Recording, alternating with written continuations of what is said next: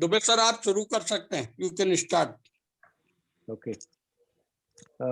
Good morning, everyone. It's a pleasure to be back this Sunday again.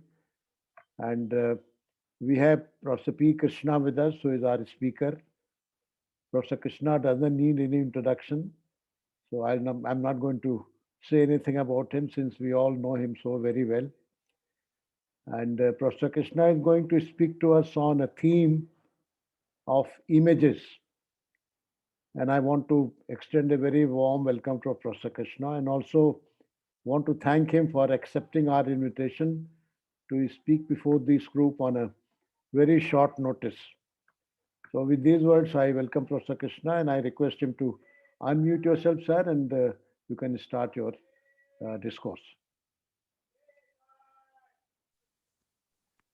Okay. Thank you, Dubeji. This talk was originally scheduled to be given by my senior colleague, Dr. Gajanan Rao, but his wife is hospitalized and he requested me to speak in his place. So I'm like the substitute batsman today. Coming to the topic of images. Imagination is a very important faculty that nature has endowed us in the course of biological evolution. It's associated with also thinking and memory.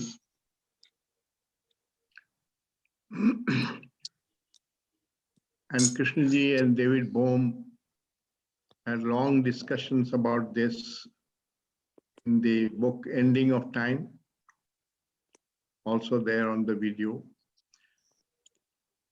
where they said that humanity took a wrong turn. I understand that to mean that none of these faculties is unnecessary.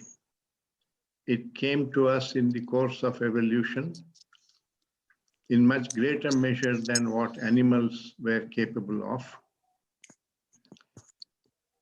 And it enabled survival for us. And so they were essential for physical survival.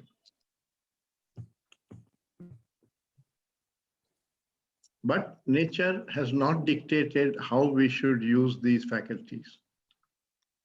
So human beings have also used these faculties to promote self-interest, to create images, to divide themselves, and so on. And that constitutes the ego in man, because he separates himself from the rest of humanity. So that's the wrong turn. And we need to learn what is the right use of thought and memory and imagination and language, and what is the wrong use, not right and wrong in some moral sense, but simply right meaning what is healthy, what leads to happiness, and wrong meaning what is unhealthy, what creates sorrow and division and violence and so on.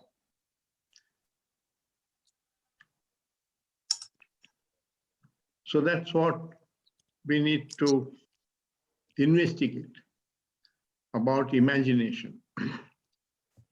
What are the healthy, normal uses of imagination, and where does it go wrong and create division and unhappiness and sorrow and so on. Now, the healthy uses are in planning, whether you want to plan your travel or you want to plan the activities of your day, or the long-term planning of any aspect of your life, you need imagination. What will happen in the future and how I can meet it, and so on. You need imagination also to do science, develop technology, do surgery, and so on. In art also, and in music, imagination has a major role. Now, none of these activities creates any problem, division, or negative emotions don't come in this activity. So all these are normal, rightful uses of the faculty of imagination. Many of you will probably recall the famous poem of Wordsworth about daffodils. He sees a whole range of daffodils along a bay, along a lake, and he is delighted by that sight.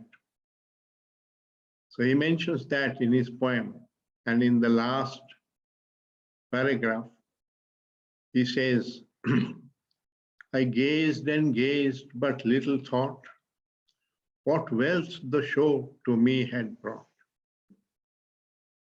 For oft when on my couch I lie, in vacant or in pensive mood, they flash upon that inward eye, which is the bliss of solitude. And then my heart with pleasure fills and dances with the daffodils. So there is a certain pleasure also in imagining what happened in the past and recollecting it and reliving that joy. And if you do this not as an obsession or as an escape from present troubles and so on, then it's quite an innocent joy. So I would consider that also as a legitimate use of memory and imagination, which doesn't produce any disorder in consciousness, human consciousness, or therefore in society.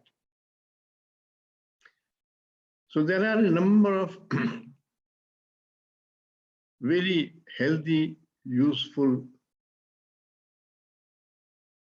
roles of imagination, also when it's coupled with memory. But it is also used to promote war, to create division, to produce enmity, to form images of our own experiences, which are recorded in memory, the likes and dislikes, and they become fixed in our mind, and we view other people through those images. All that is the downside of what we are capable of with imagination, which animals are not capable of. They don't have that kind of imagination, and they don't have this kind of ego. They have a limited amount of violence, which is the instinctive biological violence, mainly for their survival, for their food. But they don't hate a whole species or try to decimate a whole species. Human beings are capable of that. And so we need to guard ourselves against these tendencies which we are capable of.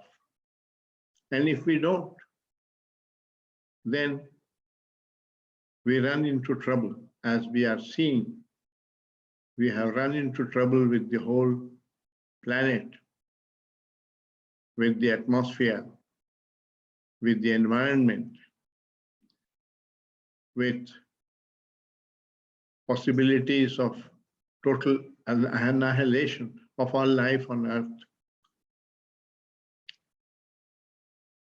So it is extremely important to learn about both the right use of imagination and the wrong use of imagination, which is what I think David Bohm and Krishnamurti in that dialogue were referring to as the wrong term. That we started using these faculty for self-expansion and for psychological security, not just physical security. It seems to me that that's what they were calling the wrong term. So let's take a look at how these negative aspects arise. That's part of self-knowledge, which means to put everything in its right place, thinking in its right place, memory in its right place, imagination in its right place, language in its right place, and so on. So we must also learn what are the wrong places for imagination,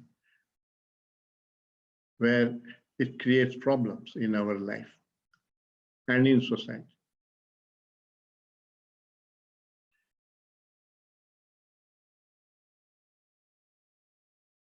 We also have group images. The Hindu, for example, has an image of Muslims as a group, or also on a linguistic basis of Bengalis or Punjabis or South Indians and so on. And when that is held in memory, when you meet a person whom you don't even know, you already think that about him.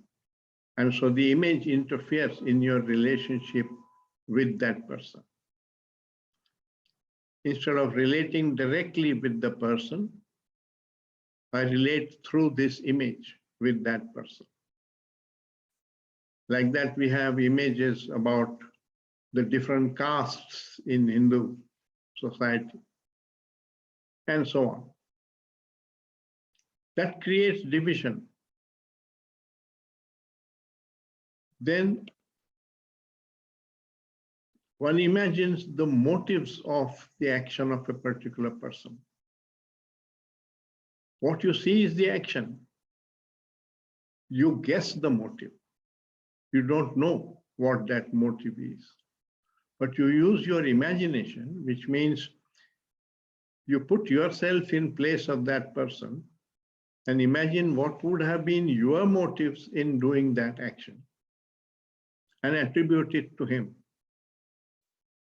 That may be false.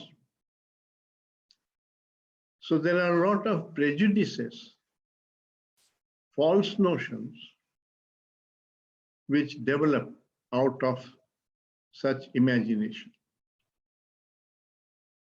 Then there are superstitions, which are not true, which have come down culturally by tradition. Different superstitions in different cultures. And they create fear. And when you get attached to them, then they also divide, because your superstitions appear to be right and the other man's superstitions appear to be wrong. Then there are moral values which vary from culture to culture. And they differ. And they are not seen as merely a difference, but you judge them.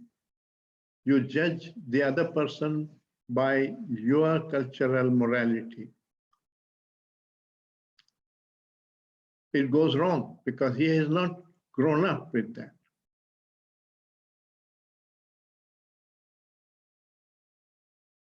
So unless one is aware of all these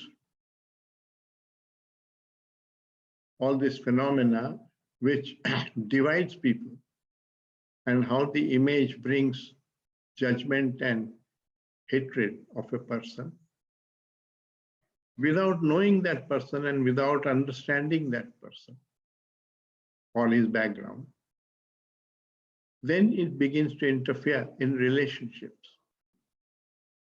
And Krishnaji talks about the division between husband and wife, because the husband has an image of what an ideal wife should be, coming down usually from tradition. And he expects his wife to live up to that image. And he judges her by that image and condemns her. And that interferes with the relationship, with the love in that relationship, and creates barriers. So Krishna talks about freeing the mind of these images, which are part of conditioning, our conditioning. Our conditioning contains factual things, but it also contains a lot of false things like superstitions and all these cultural divisions, images, values, prejudices, casteism, and so on. So unless we free ourselves of that, you go on and it produces division and hatred in the mind. One is seeing that right now play in a very big way in our country, in India. The Hindutva people view other communities with their morals and look down on them. It produces hatred and division and often leads to violence. So those are obviously wrong uses of imagination, which block our understanding. So self-knowledge is to understand this whole process and to free the mind, not of all imagination, but of all this unhealthy imagination, which creates division and hatred, suspicion, doubt, and so on. It blocks friendship. It blocks universal brotherhood of man, which has been preached. Now, one of the questions that needs to be examined in this is that different people grow up with different conditioning because they grow up in different countries, different families, they have been trained into moral values which are different. There may be some values which are more or less common, but there are a lot of values which are different in Christianity, in Western culture, in Indian culture, and so on. And when you don't understand this, it creates division. So freedom from conditioning may not mean the absence of conditioning, but it may mean the absence of any preference or attachment for your own conditioning.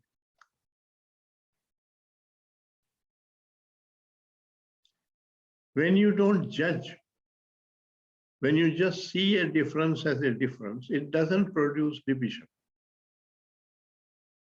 Like we in India like different food from what the Westerners eat. But that doesn't divide us. We understand that very clearly. But elsewhere, in the concept of God, in the beliefs of religion, we judge and we condemn. We don't see a difference only as a difference.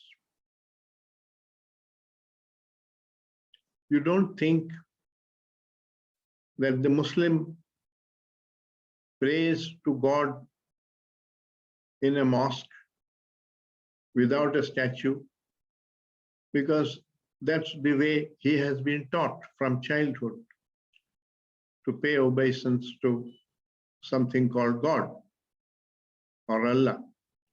And the Hindu is taught to go to the temple with a statue that represents the God and sing some bhajans and put flowers and so on in a different way. Both are doing something similar, but in different ways. But when you judge and you say, my way is superior to that other way, you look down on the other person. And that creates division. So it's not so much what you are doing that creates the division, but your opinion about it. And this is an important thing to investigate. I read once a thought for the day which said, a man is not disturbed by what he sees. He is disturbed by his opinion about it. Now that opinion is something that is held in memory in the conditioning and was imagined at one time by some person in the past and is now accepted as the truth.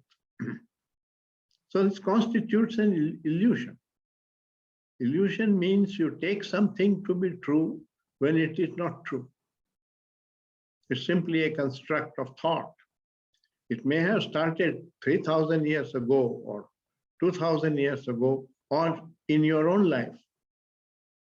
But you have not examined it. You have not understood its right place. And you are applying it in a wrong place. So when you don't have this understanding, which is wisdom, which is self-knowledge, then it divides. Otherwise, you see the difference only as a difference. It doesn't create any hatred if you see the difference as a difference. The man in Africa is dark. The man from Europe is pink. And the man from or woman from India is brown.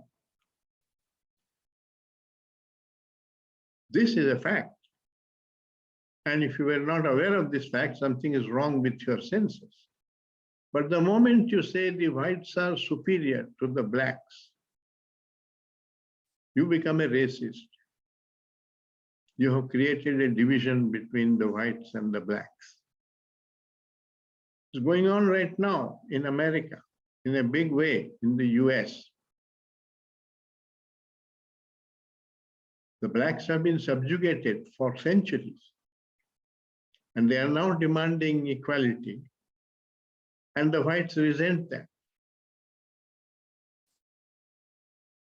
So this grouping around your own particular illusion or your own prejudice and your own superstition creates this big division.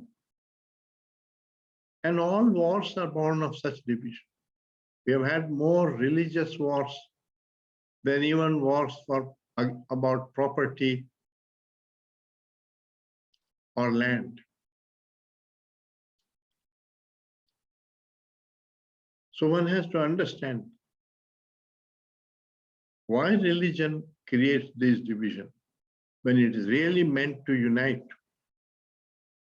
The word religion itself means to unite. Religare is to unite. It comes from religare, which is to unite. But it has become a source of disunity because of this ignorance of how that division comes about. And that is why self-knowledge is so necessary for humanity. It's not necessary for an animal. He cannot change. He does not need to change either. He's living in harmony with nature. It is we who need to change. And therefore, we need wisdom, we need this understanding, so that we do not create hatred and division out of these differences. If you look at it in detail,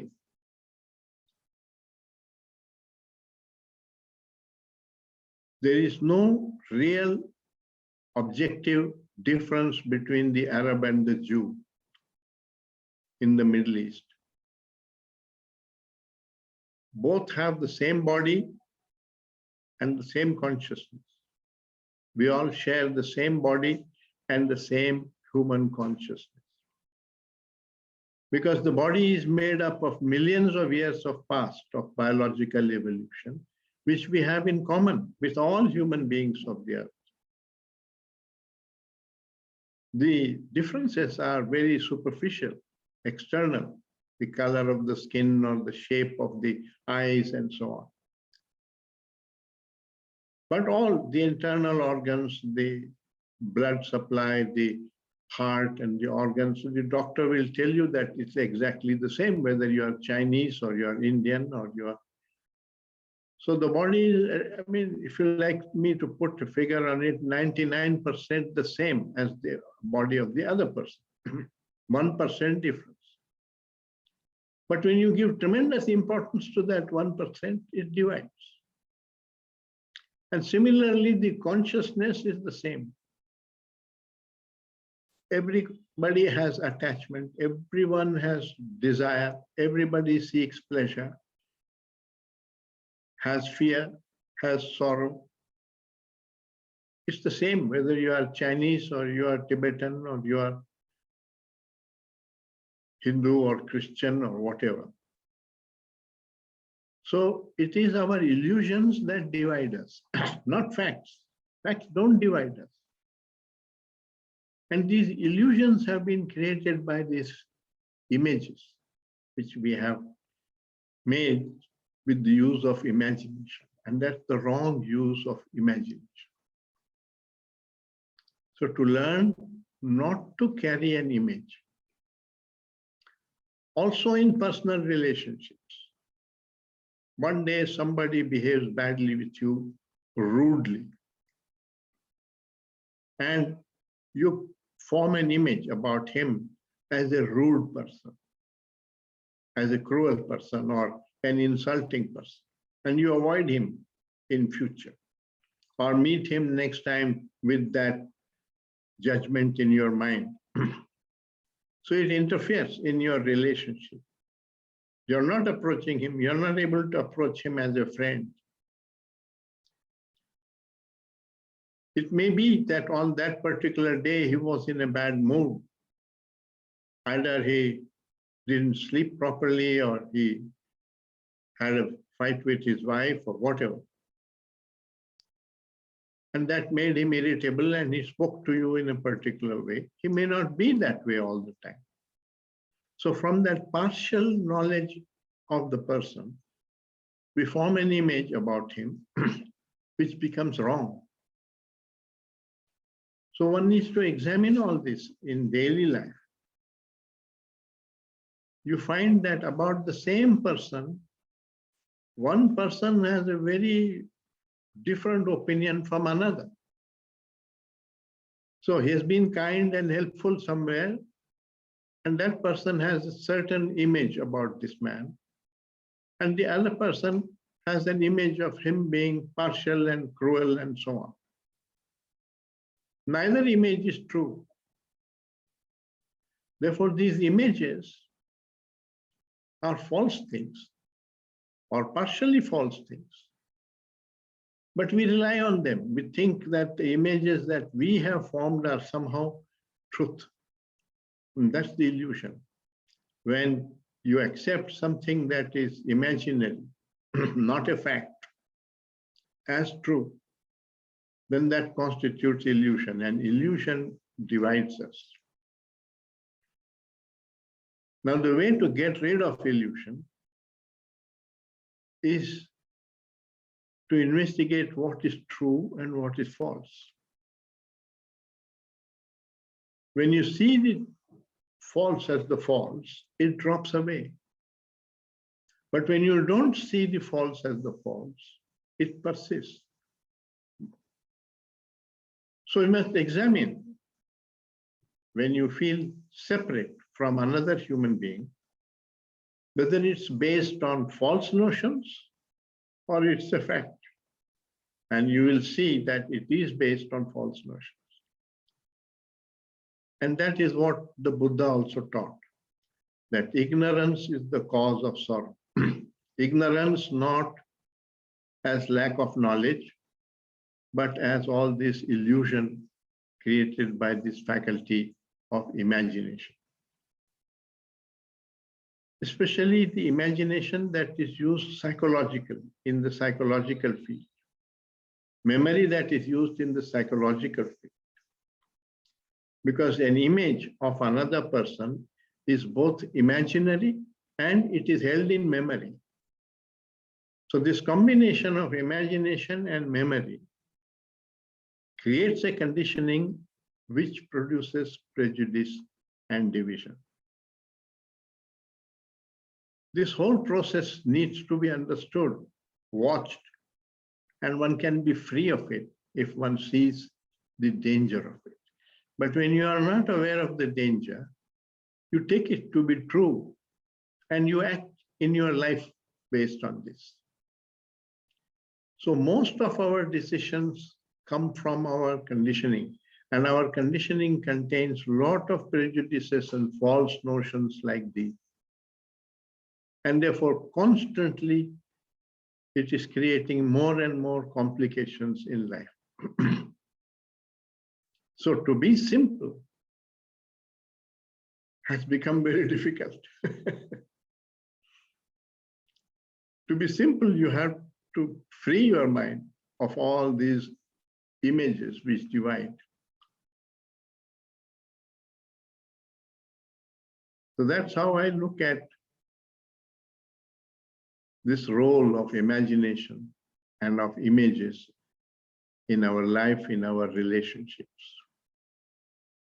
And Krishnaji has talked about it quite a lot, pointed out how these images come in between friends, between husband and wife, and create problems in our relationships if we don't understand and we don't free ourselves of this process. Thank you. I will end it here and maybe we can have some discussion. Thank you, sir. It was very well placed. And I think it gave us an insight into how the image is formed and how we attach importance to the images. It's purely our thought process which carries and creates these problems. So we can take questions. I think Ravi wants to say something from Uttarkashi. Please unmute yourself, Ravi. Yeah, good morning, everyone. Good morning. There are multiple questions like I'm not able to see the danger of image and imagination and the connection between individual and the whole. And I try to start from the other show like I'm the whole and I'm seeing as an individual, but still that is false notion because I'm not able to convince myself that I'm the whole. The first thing. So, and the second question is about scientific thing, mind. We all know that memory stores in our brain cells, but how? I don't know. I want to understand it. I want to explore it. And we know the scientists now says that memory is a matter, but how? I don't know because it's not a solid, it's not a gas, it's not a liquid. So how does it matter? Is it called a matter? And how does it store in our brain cells? and how can I look at it? Because I want to understand the whole concept of storing the memory. And the neurologists see in another way by machines. A psychologist see is by studying others' brains, and I want to see it by see it by studying my own brain cells. How to do it? Thank you. I'll take your second question first.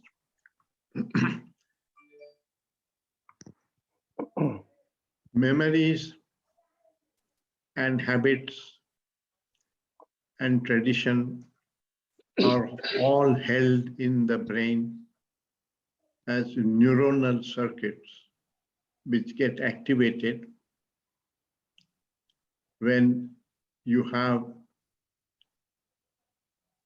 the same site which triggers it. So when you look at a Muslim, if you are a Hindu and you look at a Muslim, it triggers a certain memory, which is the image about that Muslim which you have formed and you have memorized it. And that memory is held as a neuronal circuit. It's the same process in a habit, whether it is smoking or drinking and so on. It forms a habit. So the smoker, when he looks at a cigarette, he has an irresistible urge to smoke it. But before he was addicted, he had the same brain, but this urge was not produced by looking at a cigarette. So the brain has undergone a change. That change is that a neuronal circuit has got created, which forms the memory of that pleasure which he derives in smoking. And that propels him repeatedly. Now, what Krishnaji points out is that if you watch this phenomenon and have a deep insight into it, that neuronal circuit can break. It's not an inevitable circuit. So when you see the false as the false, not simply intellectually, but at a deeper level of your consciousness, then the false drops away. Of course, it was held in memory in the brain, but that memory is in the form of a neuronal circuit which breaks. So he pointed this out long ago, that through a deep insight, there is a change in the brain cells themselves, and that memory is matter, and that matter can be rearranged through insight. That's an act of consciousness on matter in the brain. That's how I understand freedom from habit, or freedom from images, or freedom from illusion. Now, your first question I have lost. Can you just remind me again? Ravi, can you repeat your first question? Ravi, unmute yourself.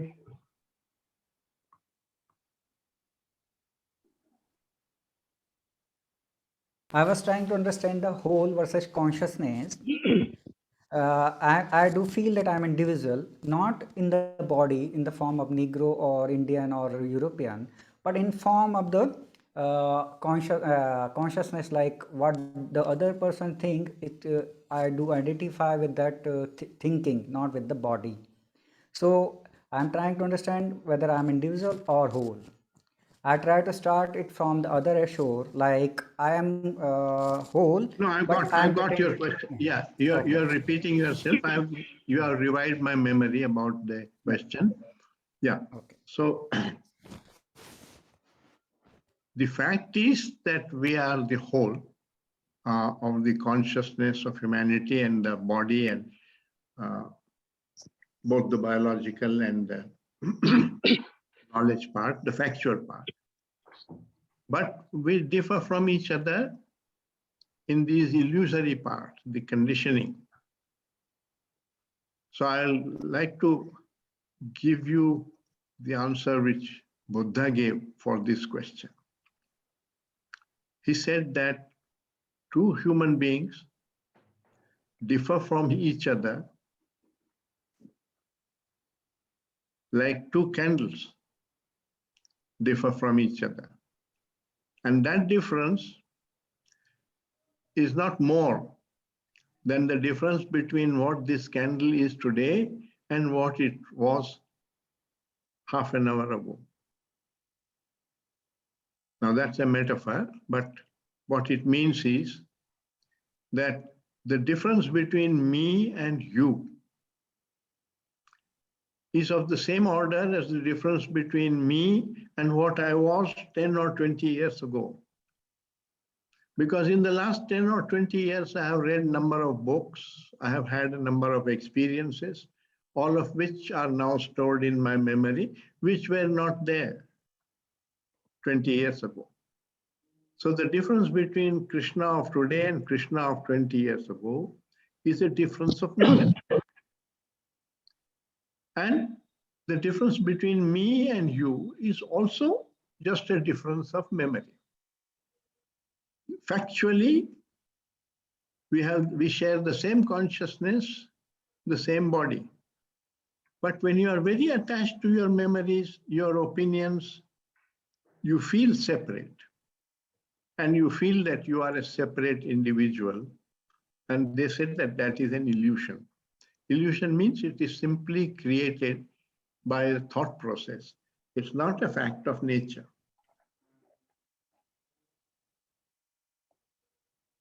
So we differ from each other only as much as two banyan trees differ from each other. They differ in size, in shape, etc., age. We differ like that. But you have all kinds of illusions and conditioning of your brain. And the other person has different conditioning in his brain. It's like two identical IBM computers. One of them is programmed for accounts and the other is programmed for languages. And the one which does languages feels superior to the one who does accounts and vice versa. And they divide themselves. It's another metaphor I can give is that of waves on the sea, surface of a sea. One wave is moving a little faster, is a little taller, and it can feel superior to another wave. If it has a mind of its own, it could say, I am superior, and therefore different. But actually, they are both water. They share 7 miles depth of ocean in common. So it's the same way between two human beings. We are basically very similar, standing on the same ground, having the same tendencies, the same instincts, and so on. We differ in our conditioning because we have grown up in different parts of the world or different families and been taught different things. That difference is very, very superficial, but we have given tremendous importance to that. Now, this importance, giving that importance to that, is the ego. And that creates the feeling of being a separate individual and the pride in being what one is and so on. So it becomes a self-image. You have a self-image, and that self-image is like your reputation, which is false. So we have a lot of problems with self-images. You know, in families, you must have read about honor killing. What is honor killing? It's just an image. And you are so worried about the reputation of your family, you have to examine that. Why am I so concerned about reputation? What is reputation? Reputation is what other people think about you. Why has that become very important? And you will see that at the root of it is self-interest. Because if they think well of you, then they treat you well and differentially and so on. So you find it pleasant. And therefore, you have this. So when in a family, a boy or a girl marries outside the caste, the family feels disgraced because others will criticize them, the family, and they don't want that because they want to maintain their reputation, their honor, and they kill their own children. So violence is born out of that. So these images are very sinister and they divide. But if we understand this whole process, we can free ourselves from that and see it only as a difference, which is trivial. It is that you give it tremendous importance to the trivial, then that's also an illusion.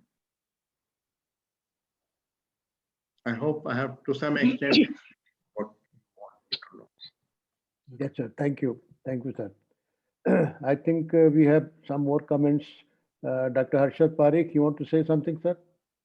Yes. Are you able to hear my voice? Yes. Oh, yes. Okay. Loud and clear. Yeah. Good morning, Professor Krishna. Very Good morning. good. I listened very well.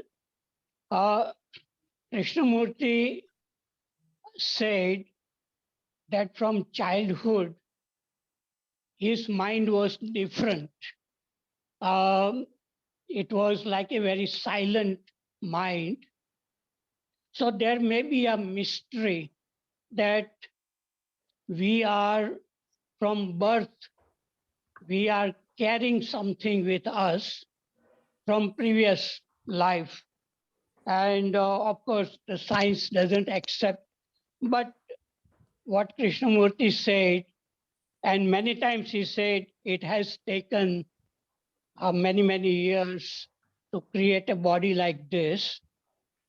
So there is something, it is not just a biological thing that we carry from our parents, because within the same family, people are different psychologically. And what I understand that our problems, all psychological problems, are coming from thinking, and from thinking arises this sense of I or me or self. And the question is it possible to be really silent and look at the birth of a thought? Because that kind of curiosity, passion, energy is required, because if we want to see the beginning of a self, then we have to go to the source of thinking. And for that, it requires silence and energy and attention, all these qualities. And then we can really see that how the self or the anger or fear, when it arises, at that time itself, it can be seen. But that requires what Krishnaji calls the awareness. And that awareness is not awakened in most of us. And that's why the problems continue, like fear, anger, jealousy, because we are not able to see at the root. And to see at the root requires a freedom or silence, curiosity, energy, attention. And that is our difficulty. And throughout our life, after we are born, we are putting on lots of experiences, and we are gathering a lot of knowledge of the world outside, like the whole universe, through our school and college. But only when we turn the attention inward with curiosity, not in order to achieve anything, but just in order to look. Then there is something new, movement happens. I feel I am speaking from my own experience. After reading a book of Krishnamurti, I begin to look inside, and I found that what he was saying was true. So our difficulty is looking inward, right at the source from where thinking arises. And that is why all these images become a problem, because we are not able to see the creation of the images. And Krishnaji even used to tell little children, how do you look at a tree or your friend? And in that, he was trying to say that there is a different way of looking at even external object as well as looking inward. And that requires this choiceless awareness, silent awareness, which can see everything how it is coming into existence. And that is our main difficulty. And this is not taught in any school or college. Only people who are deeply curious, they can, in their own room, they can verify what Krishnaji is saying. Only it requires ability to sit alone and turn the attention inward and not be frightened, because people get frightened when they are alone and they turn inward and they see nothing is coming. It's like a psychological death, which is actual real freedom.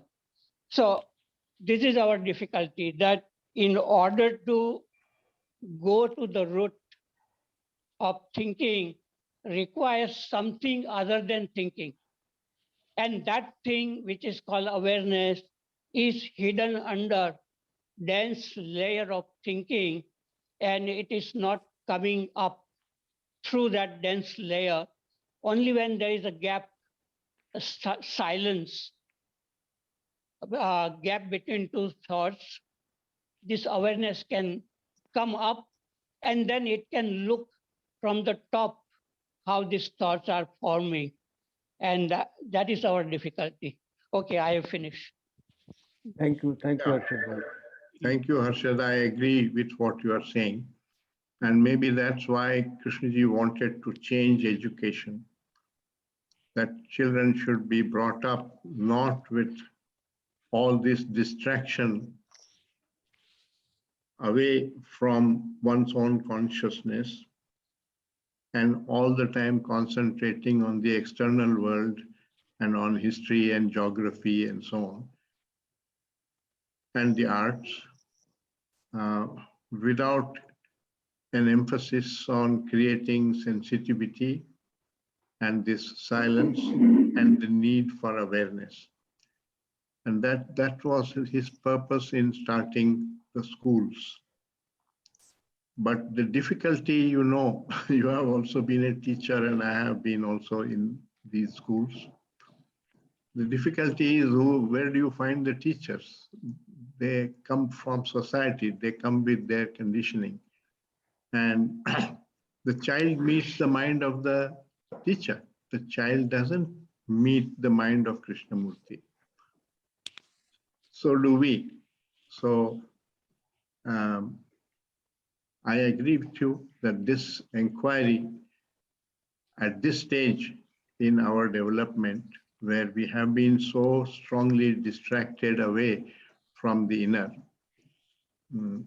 is far more difficult than the inquiry of history and geography and mathematics and science and so on.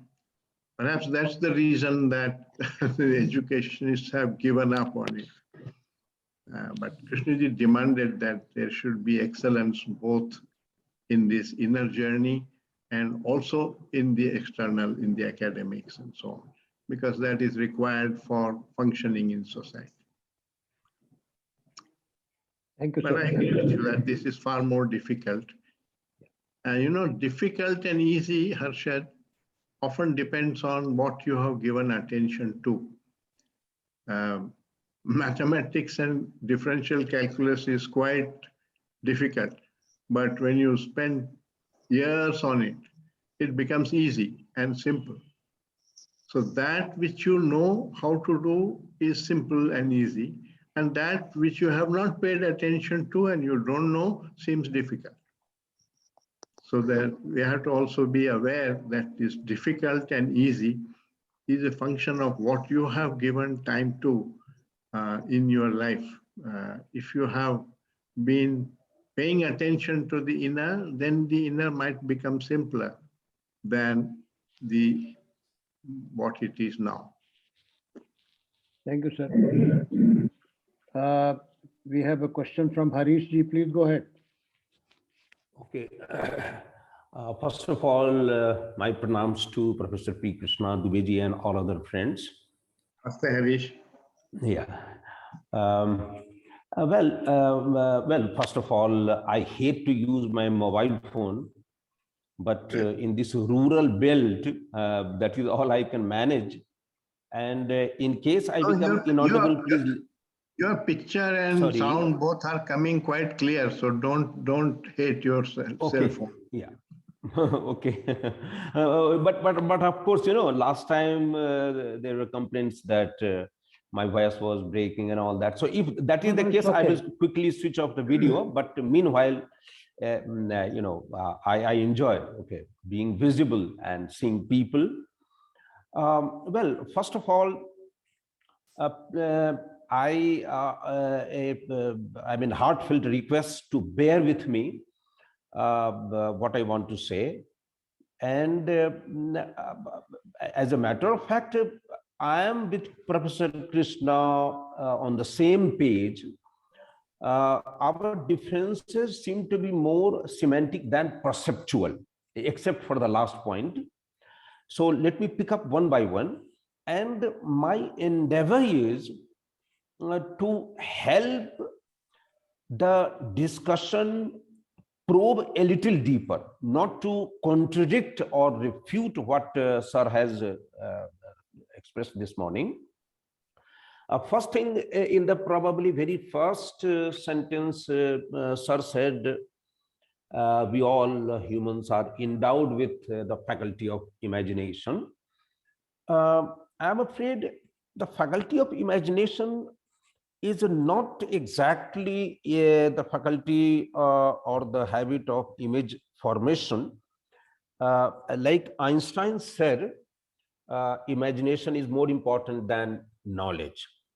And we know that all artists and poets, they are creative because of that imagination. In fact, creativity, imagination are almost I'm saying, synonymous. So, but as I said, it may be semantic, not perceptual. Second point was, when Professor Krishna was enumerating the values, he included moral values also. I think we need to be a little cautious, because moral, ethical values, I would include moral, not ethics may vary from culture to culture. But yes, moral are more or less the same, because moral values are based on human values. And that is why when Krishnamurti denounces morality, he refers exclusively to social morality. And we all know what social morality is. So, yes, so probably what Professor P. Krishna meant is socio-cultural values. By that, yes, that is second thing. Third thing, a very sensitive issue, and in fact, I highly admire Professor Krishna to use the word Hindutva without mincing words. It is very, I mean, it was very, very bold of him and brave of him. Here I think we need to keep things in perspective. Although I am not a Modi follower, and personally personally, this is my personal opinion, I may be right or wrong, that the day India becomes a Hindu Rashtra, that will be a black day in the history of the country, because as I see the plight of Indians and the condition, whether corruption or dirt and filth or whatever it is, corruption in high places, that is the only thing we can feel proud of, that our secular nature of the constitution, don't get me wrong, secular nature of the constitution, not of the people. Even those who call themselves secular, they have to write a book, why I am a Hindu. I personally, a man like me, I feel sorry for Shashi Tharoor, being such a formidable intellectual. He doesn't say that, yes, I am a Hindu by birth, but I am just a human being. He doesn't have that guts. But anyway, that is my perception of the individual. Anyway, so let me remind, this Hindutva people, their demand is to India make a Hindu Rashtra. Hareshji, please forgive me to interrupt. Can we restrict this question answer to the dialogue, the discourse Professor Krishna gave, and also on the images, rather than getting into something which is controversial? I'll request that we confine ourselves only to that, please. Okay, Dubeyji, I will just say only one sentence about that, and then I will quickly come back to image formation. Constitutionally, Britain is not a secular country. We all know that. In spite of that, they are Christian, they are Christian country constitutionally, particularly in England. And we all know that the mayor of London, the Pakistani origin Sadiq Khan, has been the mayor of London since 1916, in spite of England being a Christian country. So even if India becomes a Hindu Rashtra, it need not be bad, but it need not be good either. That is a totally different thing. About image formation, I would say, as I said, it is different from imagination. It is very easy. I think, to my mind, it is very easy to see my image of a Muslim or a Christian if I am a very, very Hindu-minded person. Very easy. But it is subtler to be aware of the image every day. Suppose, of course, I am away from my family, but if every day my wife brings a cup of tea at 11 o'clock and I look at her, and I believe that I had looked at her, but actually I have not. I have failed to mark. So our eyes, as Krishnaji says, whenever you see something new, your perception is fresh, but then your eyes get used to it. This holds true about individuals, about natural scene, our house. It could be anything. So image formation is very, very subtle thing, and I would say even that is easier to see. That I did not see my wife completely when she entered the room to put the cup of tea on the table. Even if I am totally attentive, the fact is that the greatest image and the most challenging part of our job to free ourselves from the images, self-image. Because whether I consider myself a wretched human being, an unsuccessful person, or a highly successful person, or a nice, good human being, or whatever, in both the cases, I carry a self-image. The fact, as I see, unless I am totally awake, awake means now that I am not dreaming, I am not in sleep. There is another dimension of being awake when the mind is totally silent. When the mind is totally silent, then there is no self-image. Then there is only the room I am in, the walls, the ceiling, maybe my two hands resting on my lap, maybe 1 foot resting on a slipper. That is the only reality of the moment. There, one is in the active now. There is no image. So it is slightly subtler than than some of us might have gathered from the talk. Thank you very much, Dubeyji. Thank you, thank you, Parishji. I would read a question raised by Urmi Kapdi. She wants me to read it for Professor Krishna. She says that in the dialogue between Krishnaji and Dr. Bohm says it's one single stream of thought. Whatever goes wrong, it's universal, and we can't attribute it to one center which thought has created. And she wants Professor Krishna to explain this statement. I would have to read the whole context of that. I don't remember the whole discussion.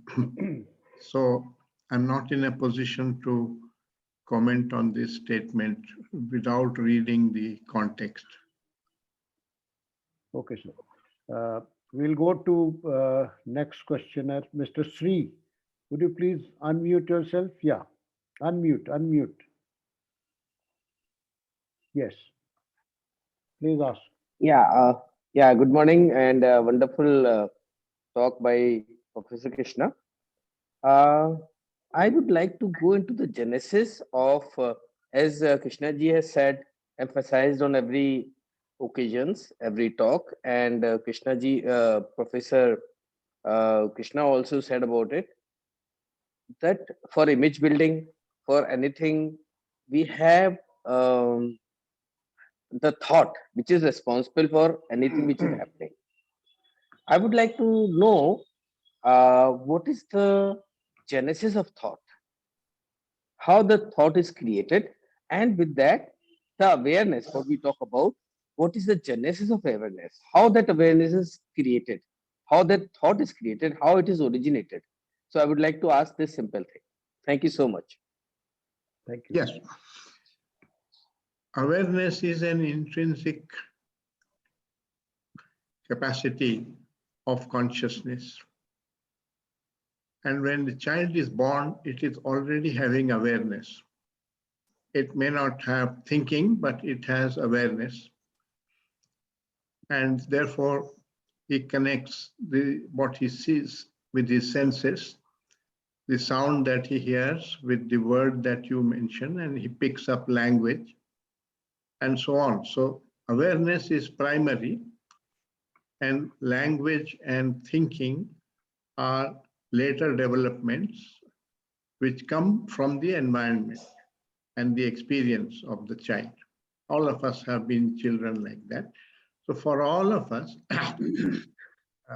there is the role of memory, and the memory then responds and produces thought. But the problem is not with thought.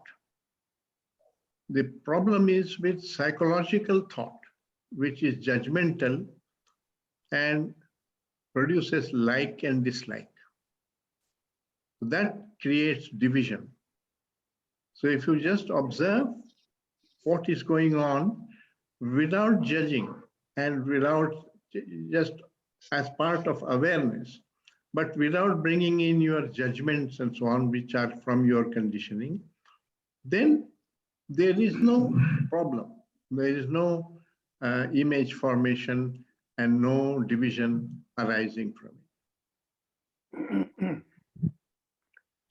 Okay, thank you, sir. We'll take up the question from Mr. Pradeep Verma. Yes, Verma ji, please go ahead. Sir, good morning to everyone. Good morning.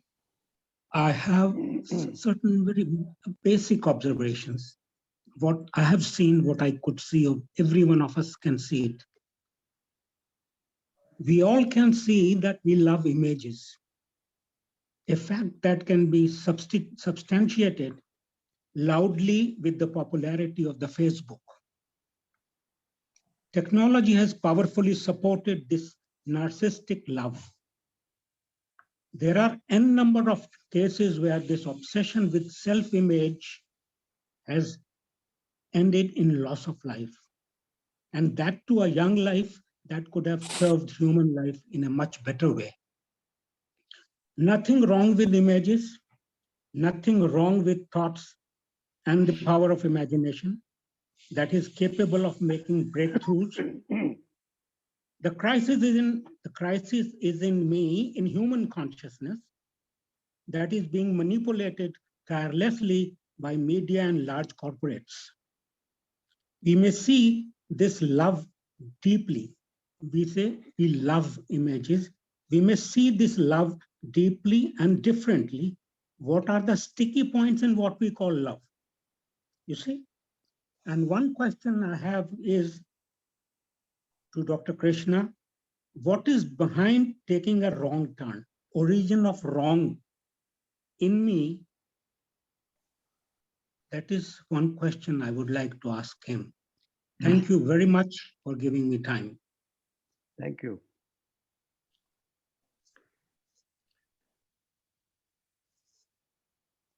The wrong turn is when you identify yourself with a certain group, which may be just your tribe or your family or some ideology, and therefore separate yourself from others. That creates the ego, the individuality, and the ego is the main culprit or the problem in all relationship, and therefore also in whole of life, your own life also, and the social life also, and therefore in society. So that is the wrong turn, that we started using these faculties which nature had endowed with us and which were needed for survival in the forest to build the ego and the expansion of the ego. And in your first part, I think the main reason is this instinct of seeking pleasure and avoiding pain. So this entertainment, which Facebook and all this cinema and attractive things and so on, the reason they dominate in human consciousness is because the mind is constantly seeking pleasure. So one has to understand one's relationship with pleasure and whether it's possible to relate with pleasure differently, so that one is not trying to seek pleasure and run away from boredom or loneliness through pleasure. Not that there is any problem in having pleasure. Pleasure is part of life. But when you pursue pleasure, it creates problems. When you suppress pleasure, also it creates problems. So there is you have to discover the right relationship with pleasure. And what has happened is that we have created a large number of people who are constantly bored and therefore constantly wanting entertainment. And the entire entertainment industry exploits this tendency in human beings because we have lost sensitivity. If you were sensitive, you would be thrilled with the sight of the river, the tree, the bird, the child next door, you're meeting a friend or sitting, going for a walk. Everything becomes interesting in life. But when all this bores you, you have become insensitive. And this insensitivity is produced also through education, because we specialize and we demand achievement in one particular direction, where you will have profession and where you will earn money and so on. And so that creates an ambitious mind which thinks it is a waste of time to pay attention to anything else. And that is what is the main source of insensitivity. So the entire entertainment industry has come up because we have become insensitive human beings. And part of self-knowledge is to come upon sensitivity and put pleasure in its right place. I have often quoted Blake on this. He's put it in a very beautiful verse when he said, "One who binds to himself a joy does the winged life destroy. But when he kisses the joy as it flies, he lives in eternity's sunrise." I can't explain better than that. Thank you. Thank you, sir. Thank you. We have a question coming from Mr. Debtanu Deb Roy. Would you please unmute yourself? Unmute. Mr. Deb Roy? I think he's not there. Shakti ji, you want to ask something? Shakti ji, unmute yourself. Yes, sir. This is rather my voice is coming, sir. Yes, yes. Yes, Yeah. Mali.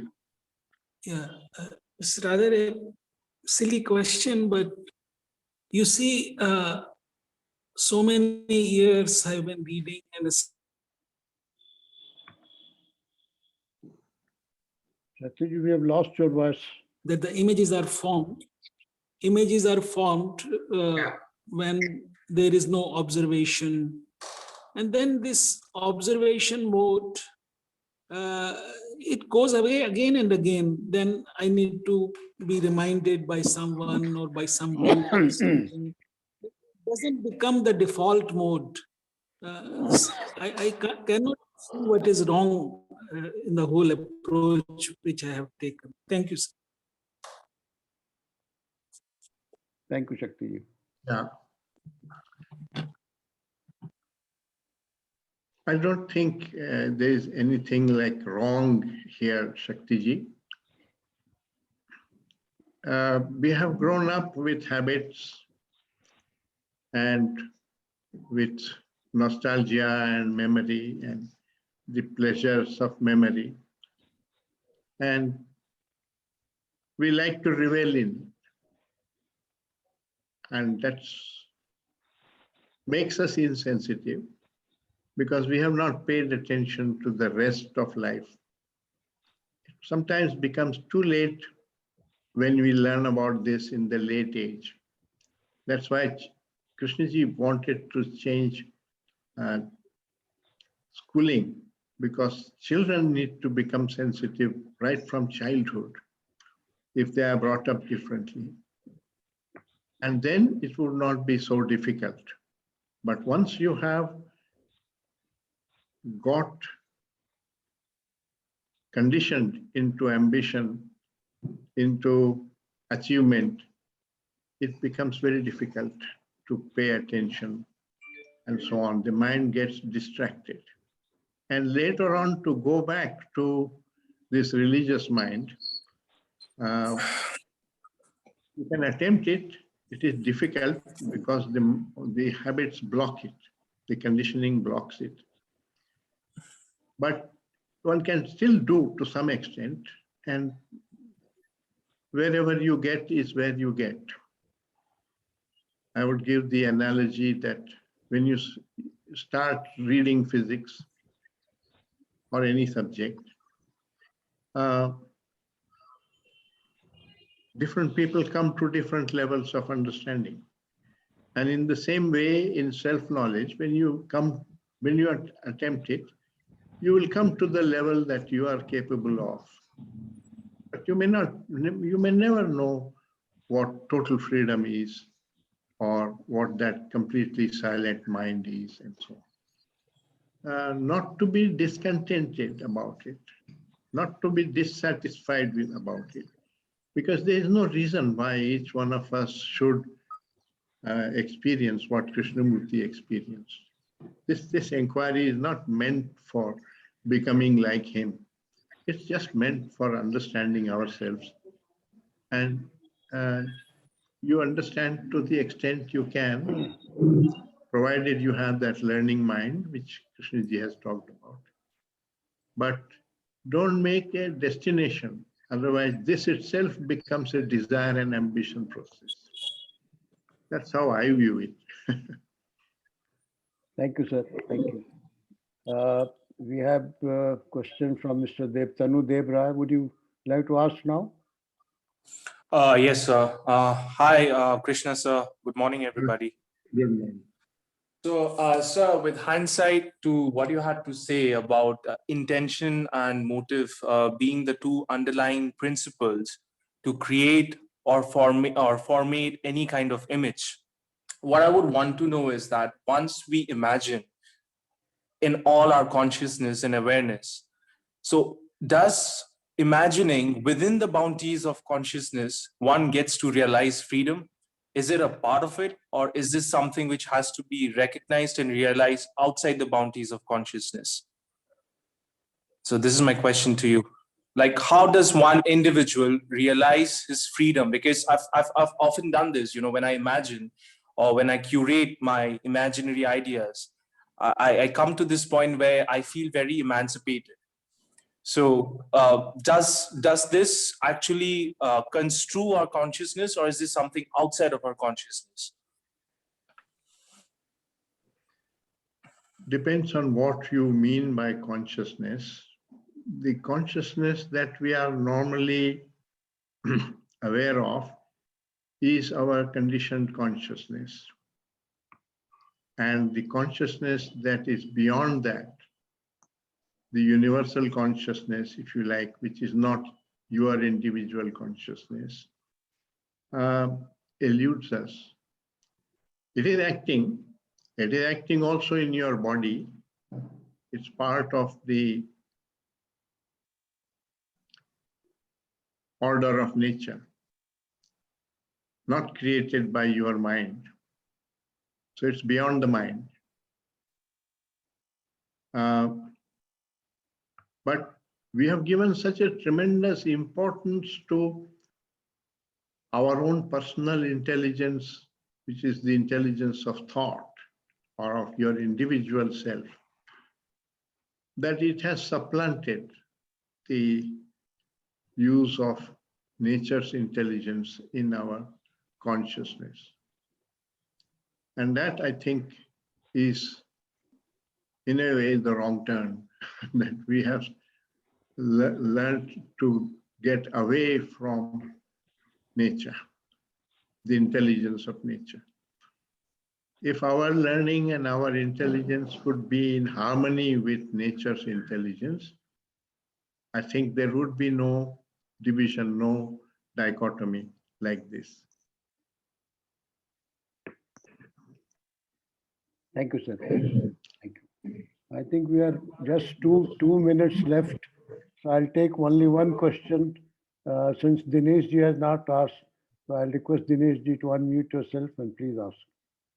Mr. Dinesh Waghmare, yeah. Krishna sir, I Yes, would like sir. to ask, what is the role of basic traits and instincts of an individual, which also creates his intention in taking the wrong turn? Because we'll talk a lot of conditioning, but what about the individual traits and individual instincts, which creates intention and motive, and that actually gathers the conditioning later on? Yes. The instinct is the instinct of seeking pleasure and avoiding pain. It's there in animals, it is there in us. But in us, it has got an additional dimension.